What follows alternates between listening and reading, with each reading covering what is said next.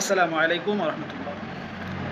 মহান আল্লাহ রাব্বুল আলামিন যেমন মানুষ সৃষ্টি করেছেন, ঠিক তেমনই মানুষের পাশাপাশি আমাদের অনেক হাজার হাজার বছর আগে জিন সৃষ্টি করেছিলেন।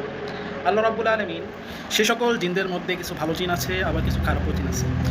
তো আমি আজকে যে বিষয়ে কথা বলবো সেটা হচ্ছে খারাপ জিন থেকে এবং অলৌকিক শক্তি থেকে কিংবা জাদুটোনা সেহের থেকে বাঁচার উপায় এবং তার একটা নকশা। এটা অনেক পরীক্ষিত নকশা। এই নকশা যে ব্যবহার করবে তার নিজের বিশ্ব ব্যক্তি কিংবা জিন, পরি, ভূত, দানব কোনো অপশক্তি কিংবা কোনো রকমের সেহের তার উপরে কার্যকর হবে না। এই নকশাটা অনেক পরীক্ষিত। নকশাটা স্ক্রিনে দেওয়ার আগে আমি আপনার সম্পূর্ণ ভিডিওটি না টেনে সম্পূর্ণ কথাগুলো দেখুন এবং শিখতে থাকুন এবং আমাদের পাশে থাকুন। একটা কথা মনে রাখবেন, তাবিজ, কালাম, দোয়া এগুলো শুধুমাত্র ওসিলা। সমস্ত কার্য সফল করতে পারে শুধুমাত্র মহান আল্লাহ রাব্বুল আলামিন। তাই তার উপর সম্পূর্ণ বিশ্বাস রেখে এই তাবিজটা আপনি পরিধান করতে পারেন। এই তাবিজটা লেখার নিয়ম কানুন আপনাকে আমি বলে দিচ্ছি। এই তাবিজটা অঙ্কন করার সঠিক সময় হচ্ছে সূর্যোদয়ের সময়।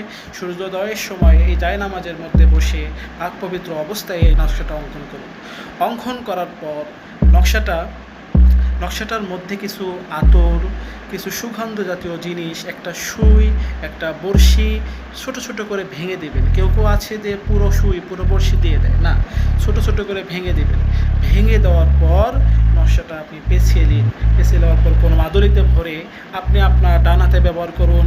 আল্লাহর রহমতে, আল্লাহর দোয়ায় আপনি সমস্ত খারাপ কার্যক্রম থেকে হেফাজত থাকবেন ইনশাআল্লাহ। পাশে থাকবেন। আসসালামু আলাইকুম।